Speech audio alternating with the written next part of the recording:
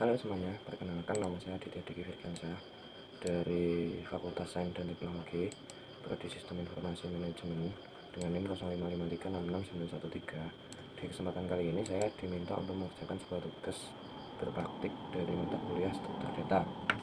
Nah, cakupan soalnya itu ada 5 soal, dimana saya diminta untuk membuat pendeklarasian sebuah tipe data menggunakan bahasa pemrograman Java.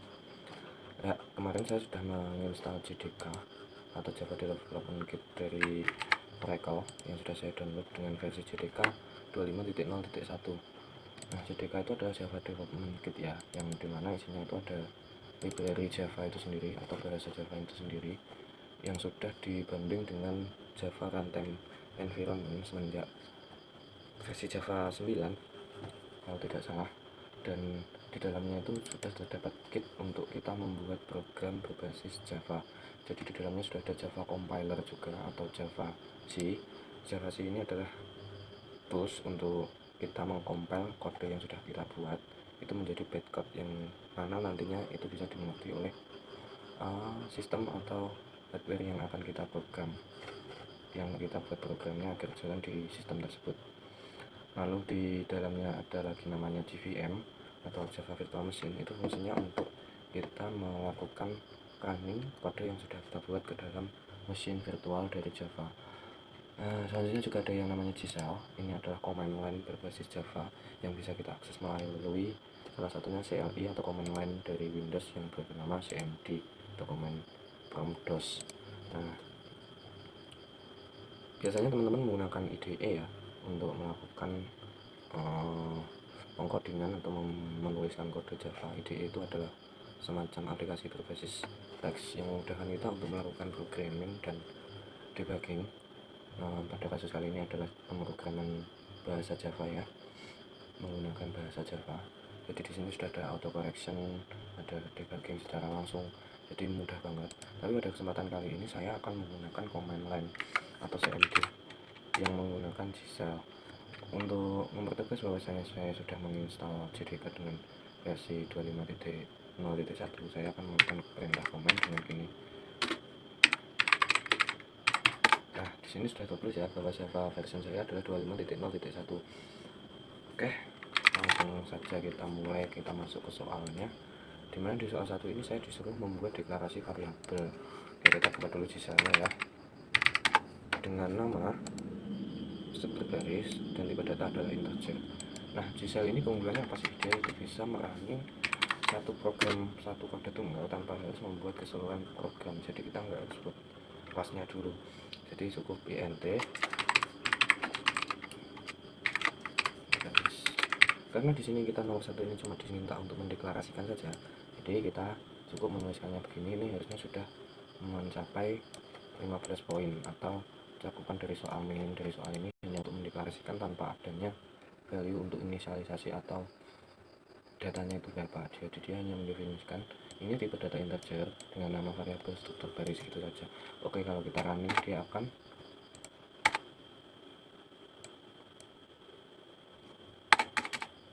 menampilkan value 0. Nah, kenapa? Karena Gsell itu dia ketika dikasih kode yang tanpa value dia otomatis akan menemukan nilai 0, kira-kira seperti itu. Sebentar, kita Ctrl L untuk membersihkan promnya. Nah, karena kita akan mengerjakan tugas ini dari nomor 1 sampai 5 dengan satu kelas yang sama, maka kita akan membuat sebuah kelas dulu, yang mana saya akan menamai kelas ini struktur data. Nah, kita buka dulu punya. Lalu di dalam kelas struktur data ini, karena nomor 1 itu hanya diminta untuk mendeklarasikan, jadi di sini saya akan memberikan atribut pada nomor 1 ini adalah static. Jawaban, sebentar saya ketik DAB. Nah, ini jawaban untuk nomor 1. Saya akan mengetikkan atribut static sebelum pendeklarasian integer struktur baris. Saya akan mengetikkan dulu static.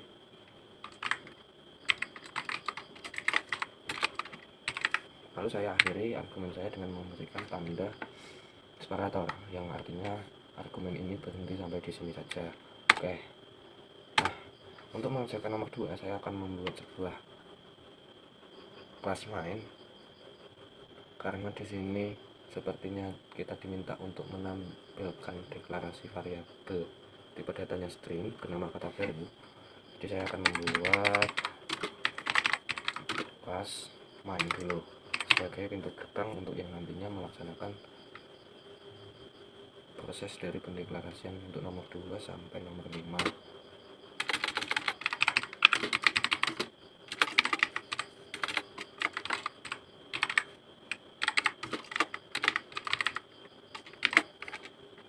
Kita buka dulu argumennya, lalu kita tulis di sini jawaban nomor 2.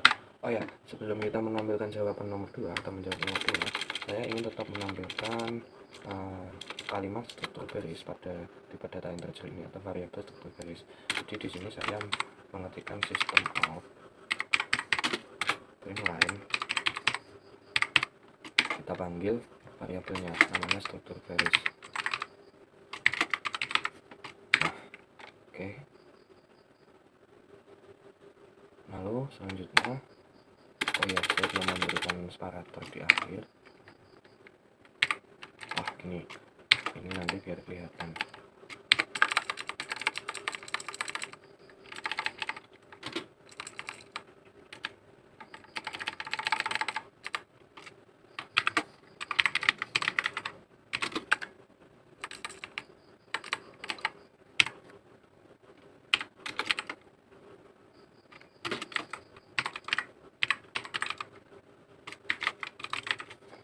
Nah, ini selanjutnya kita sudah bisa langsung masuk kepada untuk soal nomor 2.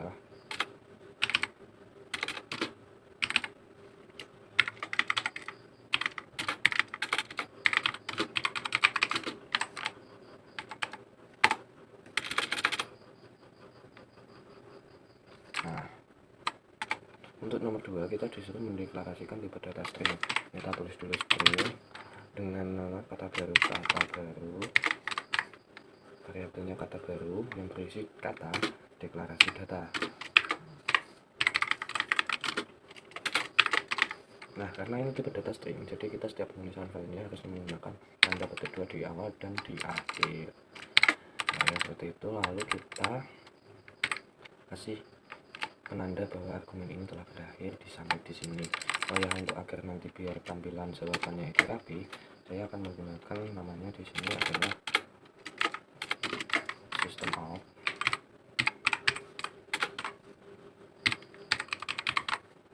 inline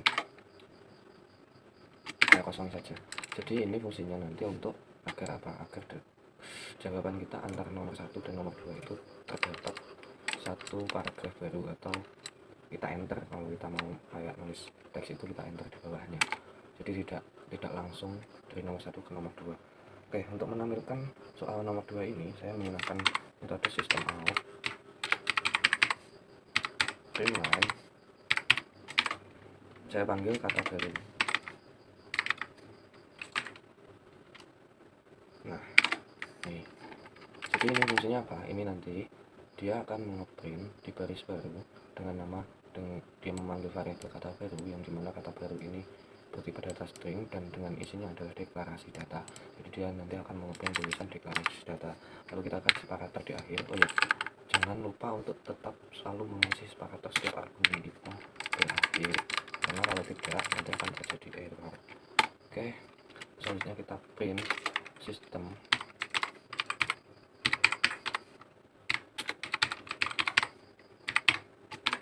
Nah, ini untuk membatasi antara jawaban nomor 2 dengan nomor 3. Java ini language yang case sensitif ya, jadi setiap jawaban, setiap kode yang kita buat besar kecilnya huruf itu sangat mempengaruhi dalam hasil eksekusi program nantinya. Jadi kan ya, kalau dibilang pinter ya nggak pinter-pinter banget sebenarnya. Dia harus tahu di mana dia mulai, di mana dia berakhir, di mana dia berhenti. Ya, begitulah kira-kira. Dan besar kecilnya huruf sangat berpengaruh signifikan ya dalam penulisan program Java. Oke, untuk masuk soal nomor 3, kita disuruh membuat pendeklarasian array satu dimensi dengan namanya variabelnya 4 angka, tipe data integer. Oke, di sini kita disuruh membuat array integer dengan nama variabel 4 angka, dan itu adalah satu dimensi yang berisi angka atau datanya itu 0, 7, 10, 20, dan 23. Pendeklarasian tersebut menggunakan bahasa pemrograman Java. Nah, pada pendeklarasian integer itu kita akan menggunakan, karena integernya ini array, jadi kita akan ketikkan imp. Nah, ini penanda bahwasanya integer ini akan menjadi array, dan ini untuk pembukaan untuk kurung datanya atau baris datanya itu juga beda. Yang ini biasa string biasa, bukan string array. Kalau untuk array ini memakainya ini. Nah, karena ini tipe datanya integer, kita ketikkan dulu datanya ya.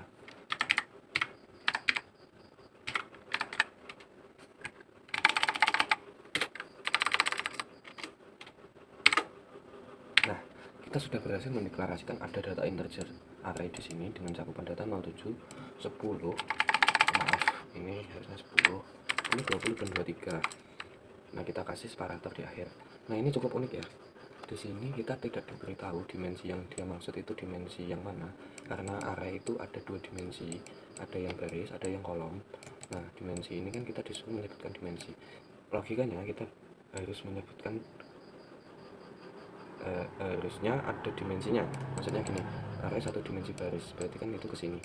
Kalau dimensi kolom itu kan ke sini, ke bawah, vertikal dan horizontal. Nah, karena ini dimensinya tidak disebutkan, mungkin kita akan membuat keduanya ya.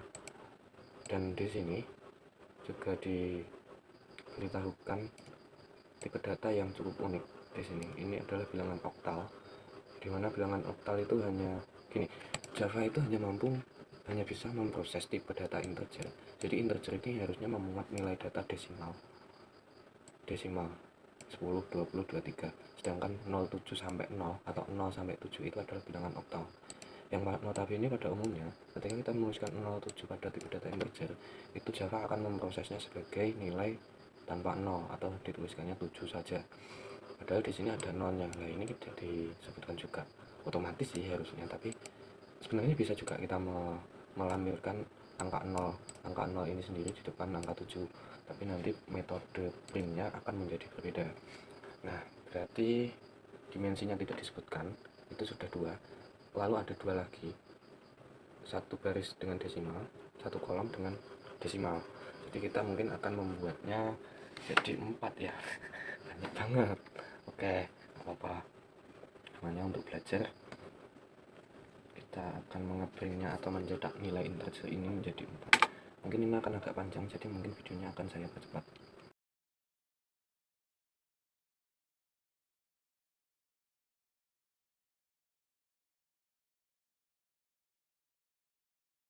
Nah, oke, ini sudah saya selesaikan. Jadi ini saya buat 4 mode dimensi dengan dua dimensi dengan dua tipe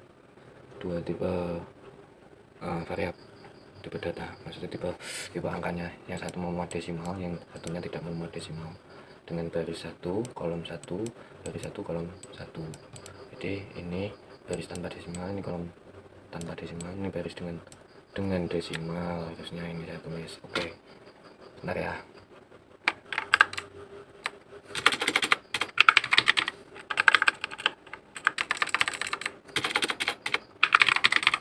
Nah, oke, sudah. Ini kita kembali lagi ke penjelasan kenapa ini kok seperti ini.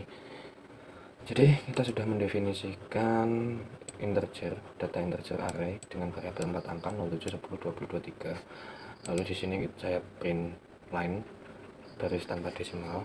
Nanti di bawahnya adalah saya meminta untuk saya looping secara manual for integer i sama dengan 0, i kurang dari 4 angka. I ini artinya apa sih? I ini mewakili baris-barisnya, artinya sama dengan 0.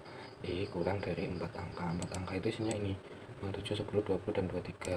Length I plus, jadi dia akan mengeprint ke samping atau menata data-data ini ke samping secara satu dimensi vertikal. Lalu dia akan mencetak sistem out print. Kenapa? Karena saya pakainya di sini adalah print, itu karena kita hanya mengeprint sebuah baris. Yang notabene kalau kita mengeprint sebuah baris itu hanya memerlukan print. Oke, lalu di sini saya print line untuk memberi jarak antara ini dan jawaban di bawahnya. Kolom tanpa desimal ini juga sama, saya meloopingnya ini dengan manual. Untuk integer i 0, i ini mewakili baris ya, i kurang dari 4 angka untuk ini, i plus plus ini artinya dia akan mengeprint ke samping dulu, lalu akan menatanya ke samping dulu, lalu sistem out print line ini adalah argumen dimana ketika data-data ini akan di print kan dia sudah mungkin baris gini. Nah, sistem out print line ini meminta agar datanya itu ke bawah, print line artinya new line kan, dia artinya ke bawah, dan akan menjadi sebuah data berbentuk satu dimensi kolom. Nah, jangan bingung ya, ini karena tadi saya ada kesalahan sedikit dalam penulisan yang akhirnya bisa saya sempat sedikit error, akhirnya ini agak berantakan sedikit. Jadi di sini sama juga, ini bedanya kita memakai printf di sini atau print format, yang dimana print format ini memungkinkan kita mencetak nilai, karena Java itu otomatisnya dia memproses nilai 07, 01, 02 sampai 09 itu adalah angka tunggal 9 tanpa 0. Jadi kita, dan di integer harusnya nggak bisa, memang nggak bisa sih mencetak nilai angka oktal 09 dan 010 akan otomatis terbaca sebagai error. Dan di sini saya berusaha untuk mencetak, jadi kalau tipe data integer itu harusnya 1, 2, 3, 4, 5, 6, 7 gitu saja, tidak perlu memerlukan pendefinisian 0 di depannya. Lalu di sini saya paksa untuk mengeluarkan angka 0 di depannya itu menggunakan baris kode sistem on print format. Print format ini berfungsi untuk mencetak, dan di sini saya tambahkan string, ini berfungsi untuk mencetak agar nantinya angka yang keluar adalah 2 digit. Ini 2 digit mewakili perspektif atau mewakili apa ya, argumen bahwasanya ini adalah 2 digit 4 angka, dan ini loopingnya masih sama, loopingnya adalah ke samping.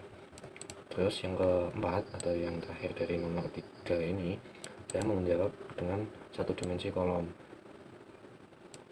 dengan maaf ini ada kesalahan penulisan. Nah, di sini akan sistem outprint line. Di sini kan membuka baris baru. Di sini akan mengeprint tulisan kolom dengan desimal. Lalu kita looping manual. Loopingnya masih sama. Ini loopingnya berfungsi untuk menata angka-angka ini ke samping karena ini adalah satu dimensi.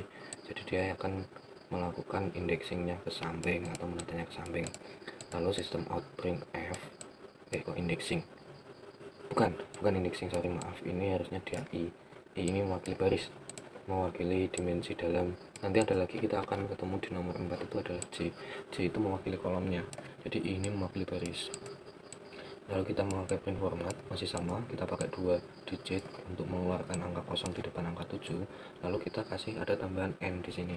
N ini fungsinya adalah untuk kita melakukan, karena ini adalah kolom, jadi nanti adalah new line. Ini n ini mewakili new line, jadi artinya dia akan ke bawah. Lalu memanggil 4 angka i. 4 angka itu yang ini akan dipanggil ke dalamnya dengan tipe data string. Nah, ini akan di bawah ngeprintnya. Lalu di sana saya mengetikkan sistem outprint line, yang artinya saya membuka baris baru lagi untuk jawaban selanjutnya. Oke, kita sudah masuk ke nomor 4 ya. Saya rapikan. Oke, jawaban nomor 3 sudah usai. Kita kasih jawaban nomor 4. Nah, di nomor 4 ini soalnya kita disuruh mendeklarasikan array 2 dimensi dengan nama angka, tipe data string yang terdiri dari 3 baris dan 3 kolom. Isi baris dan kolom berisi angka berikut. Pendeklarasian tersebut menggunakan bahasa pemrograman Java. Oke, jadi singkatnya, sebenarnya dalam pengeksekusian array ini kita bisa memanggil utility yang bernama Java, utility dari Java yang bernama array, maaf. Nah, karena saya dari tadi itu memakai looping secara manual, dan ini juga sebenarnya ada utility-nya karena ini tipe data string array. Jadi kalau di util Java itu namanya array to string. Nah, ini saya nanti juga akan melakukan looping secara manual dengan 3 baris dan 3 kolom yang diminta. Variabelnya adalah angka, ini adalah datanya. Nah, pendekatan saya itu menggunakan begini. Jadi biasanya teman-teman itu bisa menuliskan 1, 3, 5. String itu kan ada titik 2 di belakangnya dan di depannya ya, di depan dan di belakang.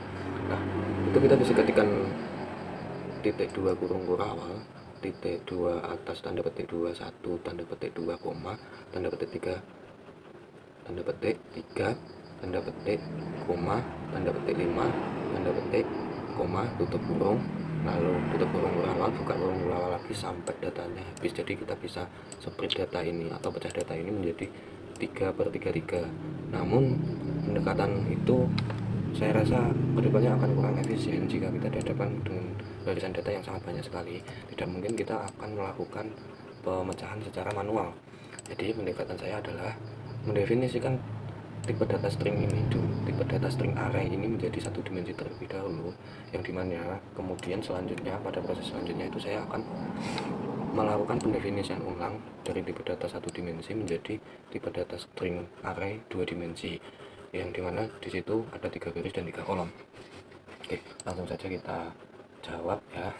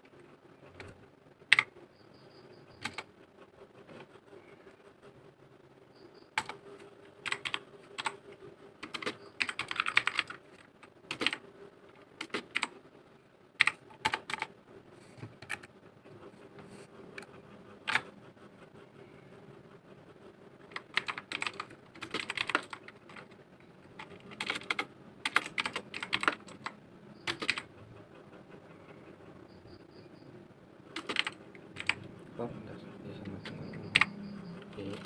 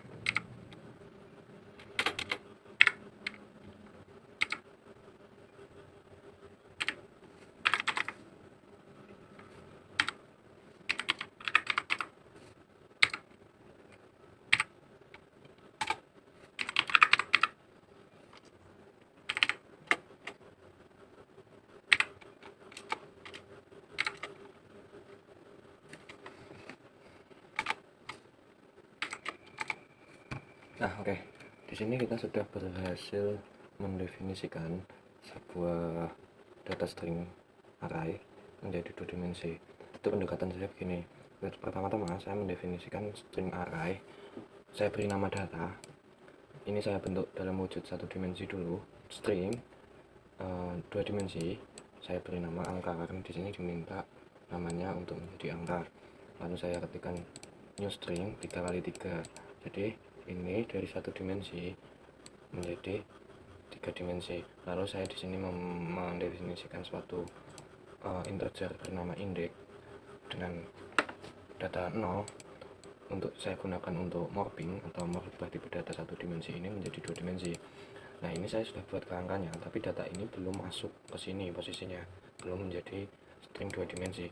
Nah, jadi yang saya lakukan adalah looping secara manual. Ini saya sekali lagi ulangi, untuk kedepannya kita bisa menggunakan Java utility yang bernama string to array. Oke. Terus ini ada for, kita pakai loopingnya for sama di atas tadi integer i ini artinya adalah barisnya adalah 0 sama dengan i kalau kurang dari 3, i plus dari, jadi dia akan ke samping dulu menyetak 1, 2, 3 sampai 5. Terus untuk integer j 0 jika j adalah kolom. Nah, ini kita ketemu j ya, tadi yang i saja, di sini kita ketemu j juga. J itu merepresentasikan sebuah kolom, jadi dia nanti akan ke bawah. Nah, jika j kurang dari 3, j plus maka j nya akan mencetak kolom.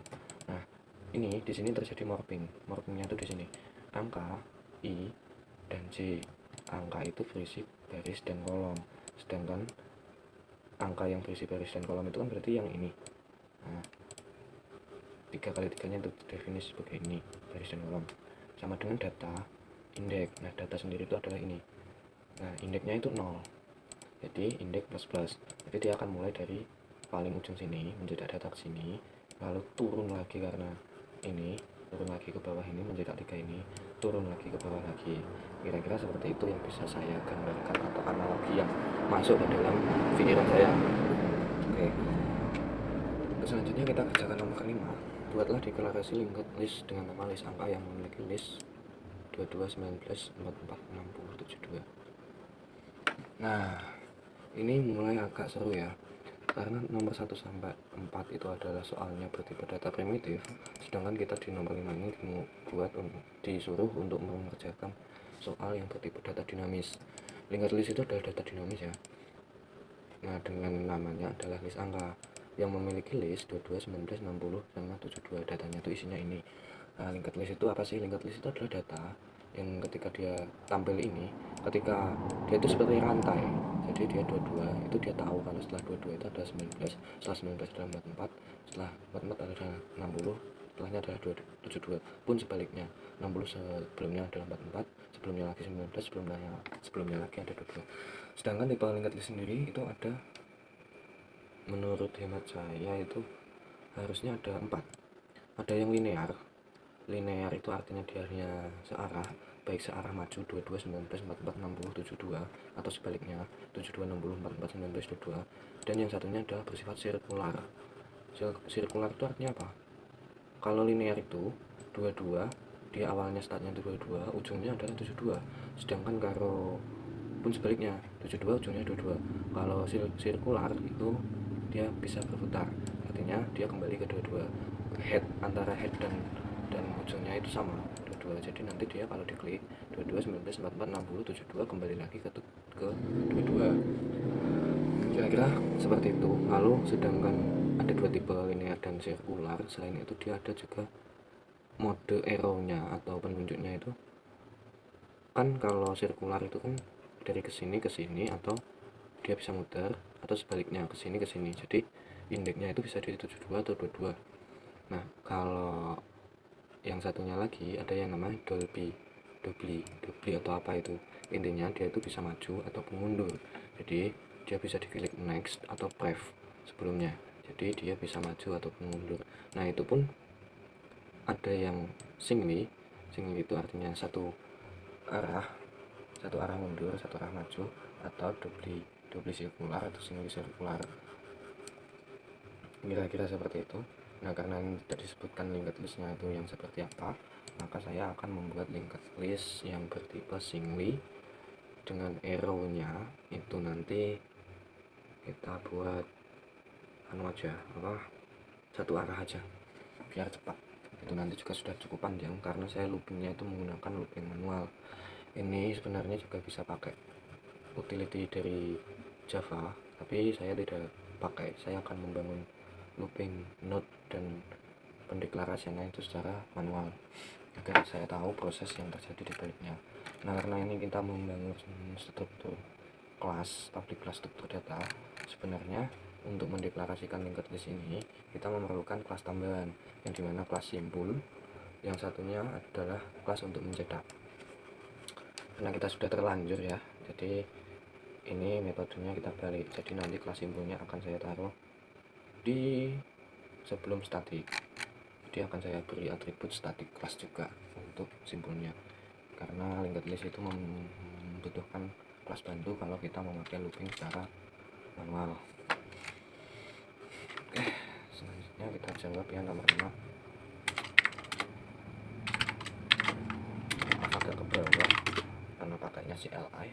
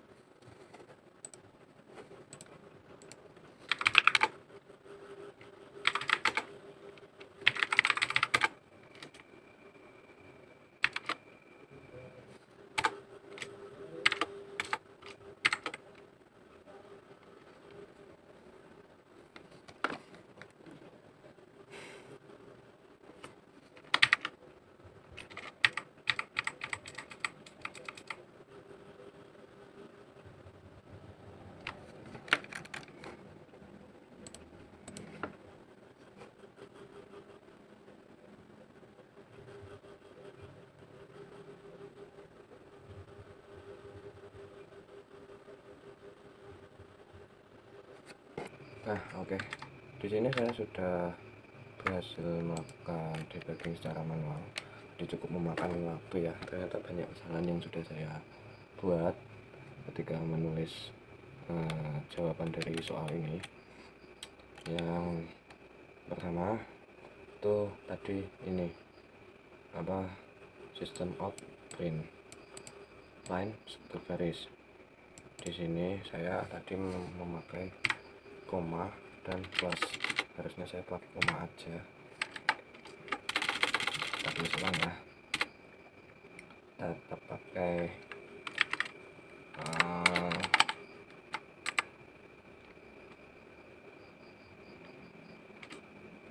ini harusnya gini. Dan banyak kesalahan kecil lainnya seperti kurangnya titik koma, salah besar kecil huruf, lalu kurung awal banyak. Lalu selanjutnya saya mengetikkan di sini adalah argumen untuk nomor 5, di mana saya melakukan looping secara manual. Yang notabene linked list itu membutuhkan, kalau kita pakai looping manual, membutuhkan yang namanya kelas tambahan. Ya, kelas tambahan itu harus berada di luar dari main, di luar dari public static void main. Jadi saya buat static class, public class, di bawahnya ada static class, lalu jawaban nomor 1 static ini. Nah, nilainya sebenarnya akan otomatis 0 atau tidak tampil apapun. Nah, kita berikan komennya biar rapi.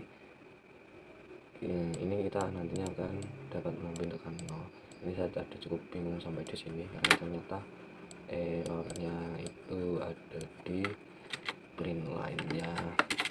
Saya coba running beberapa kali, tetap tidak bisa. Terus beres, ternyata hanya ini plus sama koma. Oke, untuk selanjutnya ini di sini adalah kita pasangkan kelas public class. Ini untuk data, di bawahnya ada static kan. Static classnya itu simbol, yang mana simbol ini adalah untuk berguna untuk arrow ketika kita linked list nanti. Nah, ini adalah loopingan secara manual atau pengulangan pengurutan data indexing secara manual. If head 0, head kalau kepalanya adalah 0, head new symbol, return symbol current head, well current next. Nah, ini adalah looping yang saya pakai. Habis itu void print list, symbol current head, while current, system out print line. Nah, ini mengeprint, ini adalah argumen untuk mencetak barisan dari linked list kita. Yang di sini itu adalah untuk simbol kita. Nah, di sini ini untuk mengetahui data selanjutnya sih tepatnya. Yang ini simbolnya. Hubungannya sama ini apa? Ini kita loop manual. Loop manual itu artinya dia bekerja dengan memanggil kelas loop manual ini yang dari eksternalnya main atau di luar dari baris public static void main ini. Jadi JVM akan jalan dari sini. Ini dilewati dulu, ini dilewati dulu, lalu ada nomor 1 yang juga dilewati, lalu setelah itu ini dia bekerja mulai dari sini melakukan pemrosesan sampai ke bawah, lalu dia diberitahukan dari nomor 1 sampai 4. Ketika sudah selesai dia masuk nomor 5, dia diberitahukan bahwa loop manual itu list angka, new loop manual. Nah, karena di sini tadi disebutkan deklarasi list, nama listnya, variabelnya itu adalah list angka dengan datanya ini. Jadi kita index dulu datanya, kita daftar dulu ini di sini, lalu kita terakhir kita lakukan print list, dimana print list itu memanggil ini, sedangkan list angka at last itu adalah metode yang saya buat ini. At last ini artinya menunjukkan nilai selanjutnya dari linked list kita ke bawah, di ke samping. Ini aku pakainya adalah next, yang artinya data selanjutnya, yang dimana next itu adalah this next is null, this data ini yang artinya awalnya next belum diketahui, akhirnya diketahui di sini. Ya, nextnya ada 22 ke 19, 19 ke 44, 44 ke 60, 60 ke 72. Dan dia bukan sirkular yang saya buat karena singly linear linked list. Jadi dia akan, kalau dia akan untuk pertama kali itu memunculkan angka 22 ke 19 ke 44 ke 60 ke 72 yang terakhir. Jadi dia tidak kembali ke angka 22 lagi. Mungkin itu yang dapat saya sampaikan. Ini cukup cukup melelahkan juga ternyata. Kita coba running di Gselnya langsung, kita kopikan dan pastekan langsung ya.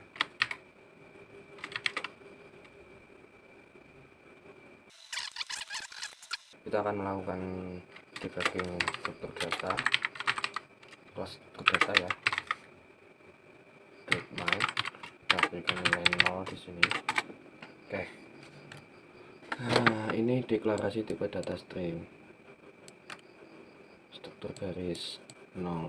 Nah, ini kosong nilainya. Ini untuk nomor jawaban nomor 1, ini jawaban nomor 2, ini nomor 3 aku pakai 4 mode. Satu ini angka 0 di depan 7 tidak ditampilkan, kolom tanpa desimal, ini yang bentuknya kolom, ini yang bentuknya baris tapi desimal, 07 nya ditampilkan, ini kolom desimal, kolom yang ada 0 kosong di depan angka 7 nya. Array 2 dimensi. Aduh, ini berarti ada tulisan Gsel di sebelum nomor 4.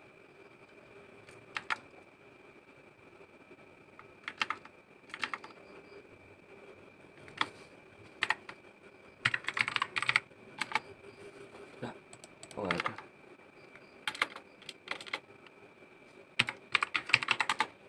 Yang kayak Gsel apa?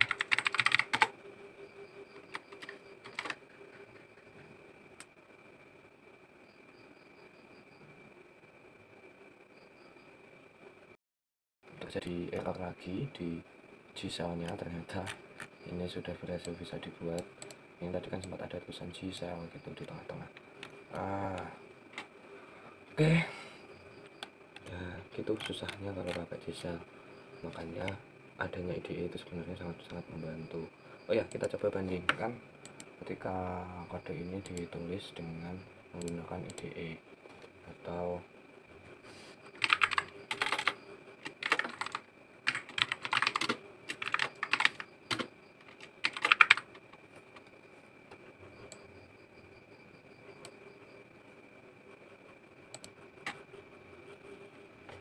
nah, perbedaan penggunaan ketika kita menggunakan IDE itu di sini kita langsung dibuatkan sebuah package. Jadi Java itu kan bahasa pemrograman yang cukup terstruktur ya. Di sana kita tinggal membuat new class. Kita kelasnya ketikkan struktur data. Dia akan otomatis membuat public class struktur data. Jadi dia sudah siap pakai. Nah, karena kita sudah membuat kodenya tadi secara manual, kita coba running dan debugging di sini. Nah, kita debug di sini.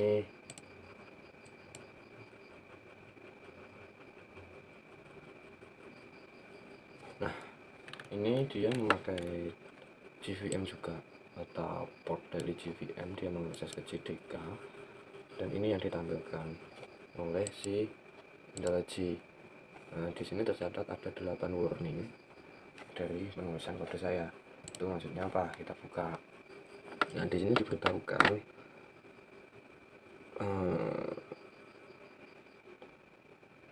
oktal integer. Nah, seperti yang saya jelaskan tadi, di sini ada integer oktal. Argumen parameter gak pernah digunakan. Itu berarti argumenku itu berarti ada di sini. Args parameternya ini gak pernah kepakai. Terus metode Java 25.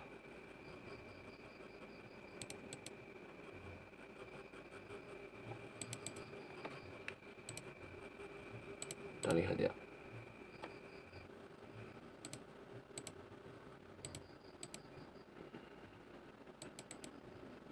Nih, untuk looping ini sebenarnya bisa disingkat.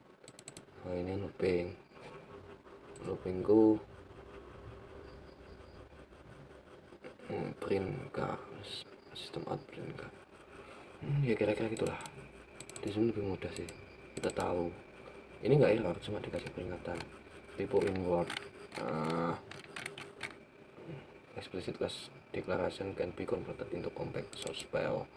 And modifier string arts juga pernah digunakan. Octal integer can be enhance. Nah, ini looping ini bisa disingkat. Oke. Tapi tetap berjalan ya, kira-kira seperti itu. Mungkin sekian itu dulu dari saya yang dapat saya sampaikan. Kurang lebihnya saya mohon maaf.